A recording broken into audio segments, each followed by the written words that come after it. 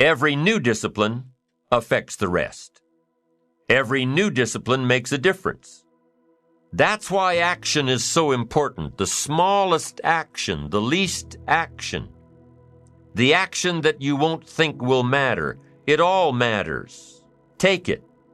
Because when you start accomplishing and the value starts to return, you'll find inspiration to do the next one and the next one and the next one. But for this whole process to work for us, we must first master the art of discipline, self-discipline, consistent self-discipline. It doesn't really matter how smart you are or how much you know if you don't use it. It doesn't really matter that you graduated magna cum laude if you're stuck in a low-paying job. It doesn't really matter if you attended every seminar that comes to town if you don't apply what you've learned. Better than knowledge is applied knowledge. And once we've applied our knowledge, we must study the results of that process. Apply our knowledge, study the results. Refine our approach.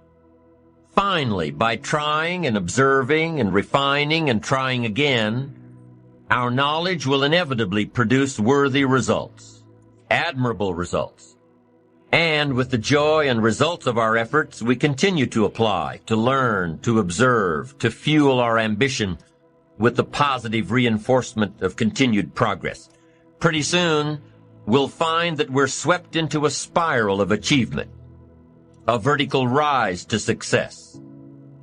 It takes consistent self-discipline to master the art of setting goals, to master the art of time management, to master the art of leadership, to master the art of parenting and relationships. If we don't make consistent self-discipline part of our daily lives, the results we seek will be sporadic and elusive. It takes a consistent effort to truly manage our valuable time, or we'll be consistently frustrated. Our time will be eaten up by others whose demands are stronger than our own. It takes discipline to conquer the nagging voices in our minds. The fear of failure, the fear of success, the fear of poverty, the fear of a broken heart. It takes discipline to keep trying when that nagging voice within us brings up the possibility of failure. It takes discipline to admit our errors and recognize our limitations. The voice of the human ego speaks to all of us. Sometimes the voice of ego says that we should magnify our value beyond our results. It leads us to exaggerate, to not be totally honest. It takes discipline to be totally honest, both with ourselves and with others. It takes discipline to change a habit, because habits are formed a little bit each day, every day, every day. Once habits are formed, they act like a giant cable. They act like a nearly unbreakable instinct that only long-term disciplined activity can change. You just got to go home and make a list after today. And here's the question to ask as you make this personal list. What am I not doing that would be easy to do? That could greatly change my health, my wealth? What am I not doing I'm neglecting that would be easy to do? Just go home and answer that question personally. You don't have to put the answers on a public bulletin board. This is just all personal stuff. But here's how you get a miracle going for your life. Number one, do what you can. Get a list of the stuff you could do and you haven't done, postponed, and start cleaning that up. You can't start at a better place for personal change. That'll affect your bank account, affect your future, affect your income, affect everything. You can't start a better life change process than cleaning up what you should be doing. The man says, well, my mother lives down in Florida. Should have written her 6 months ago. I just can't seem to get that letter written. I'm asking you to get that letter written, clean that up, and don't walk like other people walk. Don't postpone like other people postpone. You say, well, is it as simple as writing a letter? And the answer is yes. Where else would you start for life change, personal change? Now, here's the second part of the miracle. Number one is do what you can. Here's number two, do the best you can. If that's not your philosophy, I would ask you to amend it. Let me give you the best of ancient script. Here's what it says. Whatever your hands find to do, do it with all your might, do it with all your strength, and do it with all your power. What a good philosophy. That kind of philosophy will revolutionize your life if you haven't picked it up lately. Guy slips in late, company doesn't seem to mind, slips out early, first one in the parking lot, heading for happy hour. Stretches his break, comes early for lunch, late back from lunch, company doesn't seem to notice. Guy says, best as I can calculate, I'm putting in about a half a day's work and I'm collecting a full day's pay. Little does he know the seeds of his own disaster are already being sown by the weakness of his own personal philosophy. It's not the economy that's going to determine your next 6 years.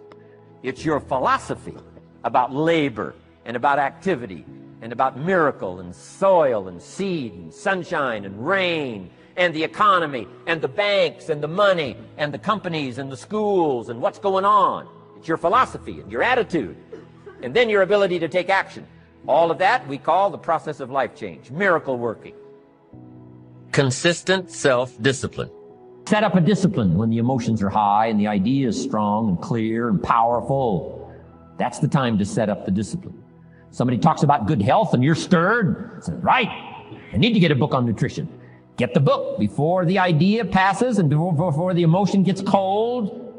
Go for the book. Start the library. Start the process. Fall on the floor. Do some push-ups. Action. Got to take action. Otherwise, the wisdom is wasted. Otherwise, the emotion soon passes. Unless you put it into a disciplined activity. Capture it. Disciplines is called how to capture the emotion and how to capture the wisdom and translate it into equity. Disciplines. You start walking around the block, it'll inspire you to get an apple. Get an apple, it'll inspire you to get a book. Get a book, it'll inspire you to get a journal. Get a journal, it'll inspire you to grow, develop some skills. All disciplines affect each other. Every lack affects the rest. Every new affects the rest. The key is to diminish the lack and set up the new. And you've started a whole new life process. Also, one more thought on discipline. Here's the greatest value of discipline. Self-worth. Self-esteem. People are teaching self-esteem these days, but they don't connect it to disciplines. The least lack of discipline, and it starts to erode our psyche. One of the greatest temptations is to just ease up a little bit, right? The slightest lack of doing your best starts to erode the psyche. Instead of doing your best, doing just a little less than your best. Sure enough, you say, well, it's just going to affect my sales. No, it's going to affect your consciousness. It's going to affect your philosophy. Now you've begun in the slightest way to affect your own philosophy.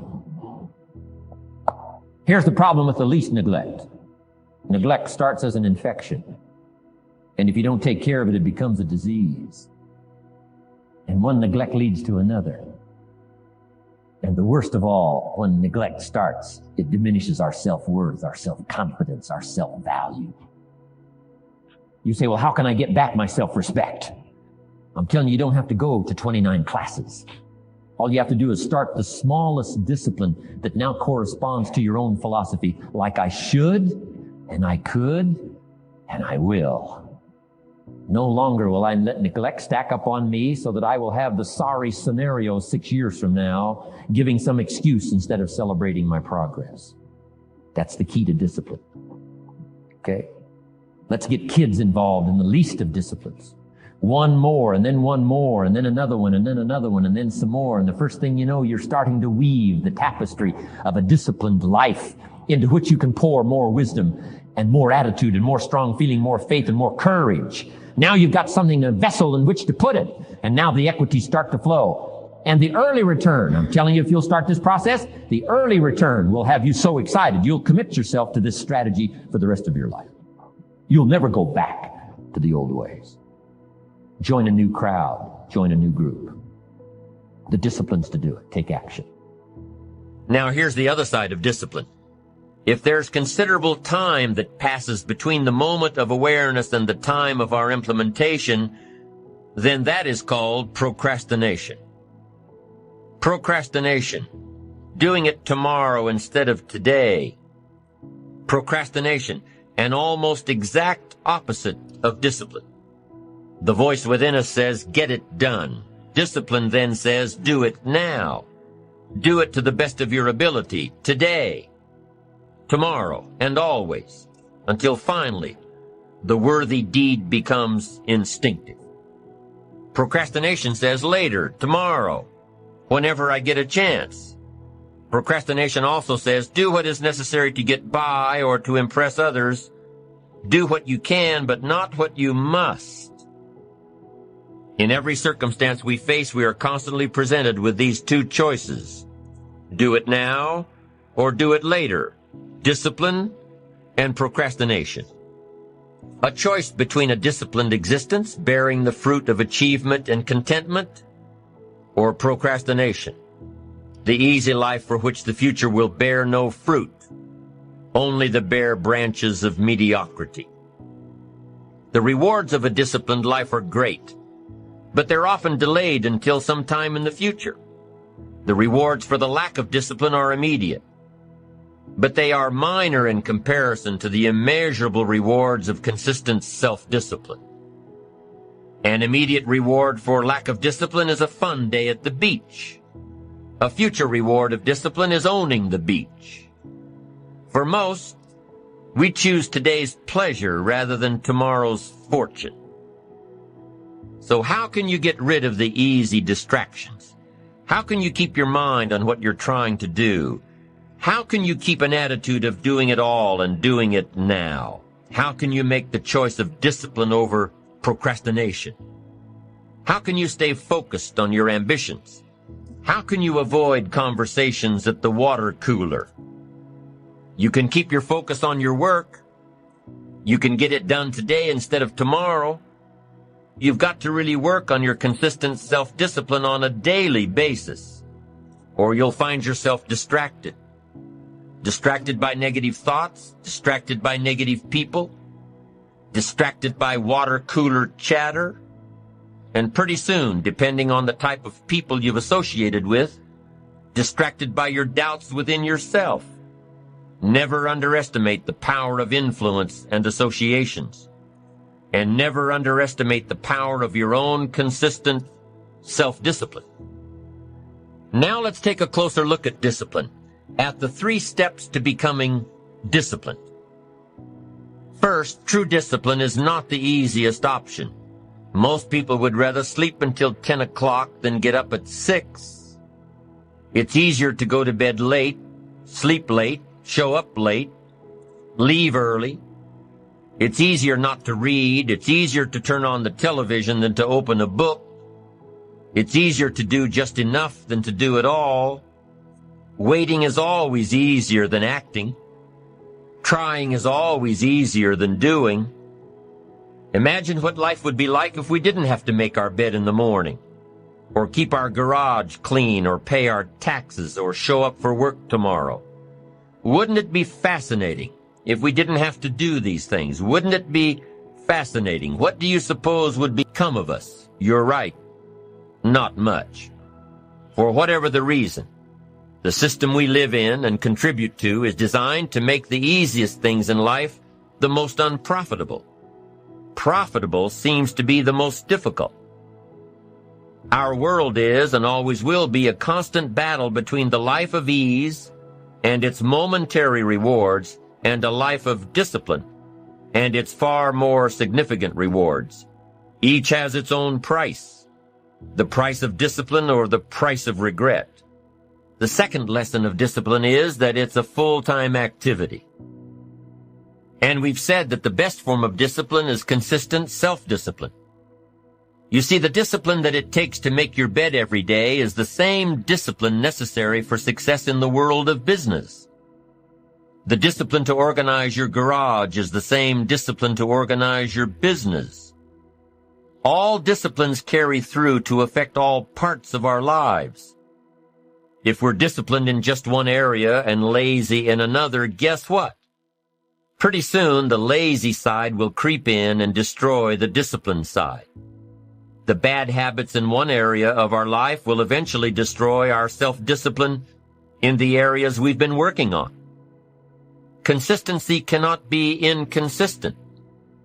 Discipline is the mind being trained to control our lives. Discipline is a set of standards which we've selected as a personal code of conduct. Discipline is imposing on ourselves the requirements for honoring these standards. Once we've adopted these standards of behavior and conduct, we're committed to honor them. And if we don't, then there can be no disciplined activity. Here's the third step to becoming consistently self-disciplined. Number 1 is realizing that discipline isn't the easiest option. Number 2, discipline is a full-time activity, day by day, every day. And the third step to becoming self-disciplined is really a philosophy that holds one of life's unique promises. Number 3 simply says, for every disciplined effort, there is a multiple reward. That's one of life's great arrangements. Life is full of laws that both govern and explain behaviors. But this may well be the major law we need to understand. For every disciplined effort, a multiple reward. For every disciplined effort, a multiple reward. What a concept. If you render unique service, your reward will be multiplied. If you're fair and honest and patient with others, your reward will be multiplied. If you give more than you expect to receive, your reward is more than you expect. But remember, the key word here, as you might well imagine, is discipline. Everything of value requires care and attention. Everything of value requires discipline. Children require discipline. They must have a structure built for them. They must have boundaries to work within so they feel secure and comfortable to explore and grow. They must learn to recognize what's right and what's wrong, what's acceptable behavior, what's not acceptable. Children require unwavering discipline, consistent discipline, or they'll be confused as to how they're supposed to behave. The most valuable form of discipline is the one that you impose on yourself. Don't wait for things to deteriorate so drastically that someone else must impose discipline into your life. Wouldn't that be tragic? How could you possibly explain the fact that someone else thought more of you than you thought of yourself? That they forced you to get up early and get out into the marketplace when you would have been content to let success go to someone else who cared more about themselves? Your life, my life, the life of each one of us is going to serve as either a warning or an example. In the end, it is your own discipline that acts as the magic catalyst to give substance and depth to your ambition, to achieve your own plans and dreams, to have what you want to have, and to become what you want to become. Your consistent self-discipline is the magic catalyst.